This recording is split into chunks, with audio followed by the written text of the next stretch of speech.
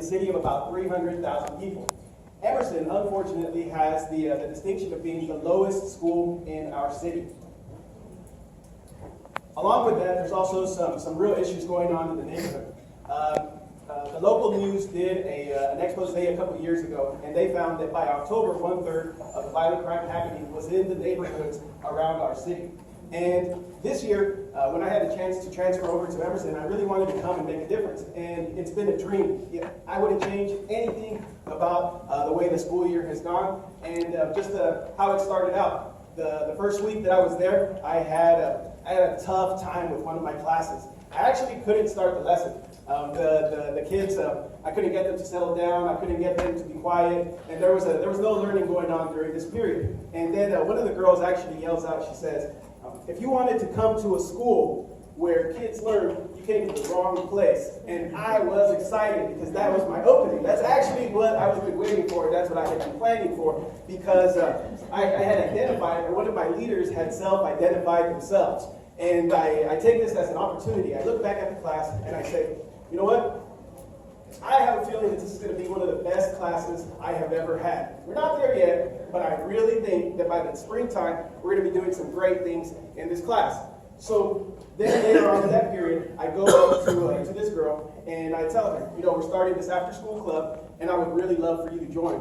And she looks at me and she says, "You don't want a kid like me." And with the same cheesy grin that I have, I said, "I want a kid exactly like you." And for the next couple of weeks, there I was collecting kids exactly like her and bringing them into an after-school club. And we started doing 3D modeling, we started doing 3D scanning, and then we invited an entire class out from Cal State Bakersfield. Now this is where I kind of have to disclose some information.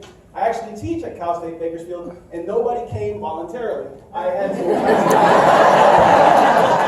It was 15 points extra credit, and a day that you could miss with the participation points if you came on out. Across the stations, and this is some of the work that came out of that. This is 3D scanning. These are some of my Cal State Bakersfield students. Then the kids started showing them how to do 3D modeling for history, for science, for math. 3D modeling for passion projects. This is a project that a kid had actually developed and created all on his own. Now, the first round of the LeRoy Fellowship, what it supports is not taking Cal State students into Emerson, but scaling it and taking entire classes from Emerson to help facilitate workshops within credential courses. Really having the students be the actual leaders and show what the kids from this neighborhood are capable of doing. This is me last year. About 100 yards that direction, and I was doing 3D models and virtual reality across the curriculum. This is my students at the current Q Tech Fest doing 3D models and virtual reality across the curriculum. And I'm going to ask you, honestly, who wore it better? Me over there with the same shirt, or my students here engaging, leading, showing that kids from any neighborhood, from any community are capable of being the instructional leaders that we're looking for. This is what you have the opportunity to vote for today. You have the ability to vote and bring an entire class from Emerson Middle School out here to the current to the National Q Conference, where we will actually run and facilitate an entire workshop for adult educators, watching our students be the leaders and practicing what we preach. We already are winners. We've leveraged that initial workshop into having entire classes go into the neighboring school, which is also one of the lowest elementary schools in the city, and the kids are doing peer tutoring. We did the exact same lesson. We went from 15 kids to so far we've impacted 80 kids within the two schools. We also are bringing students into staff development, and the staff development has been great. We're picking out the same leaders, bringing them in, trying to match our instructional leaders with our student leaders.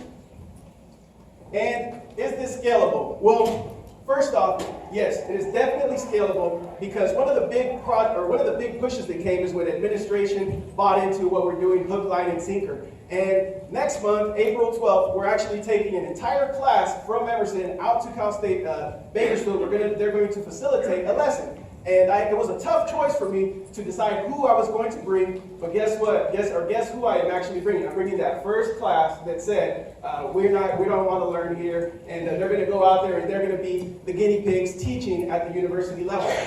Even if you don't vote for us here today, I really encourage you, and this is your opportunity to make this scalable. Go back to your schools, find your neediest learners, make them leaders, and then see the amazing things that they can do to turn around your culture. So, thank you very much.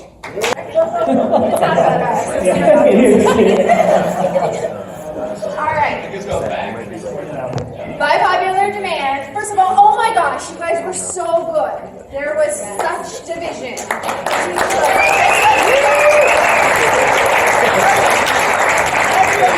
Phenomenal job. I want to get money for all of you, but okay, here we go. The winner of 2018 LeRoy's Big Idea Drum roll, please.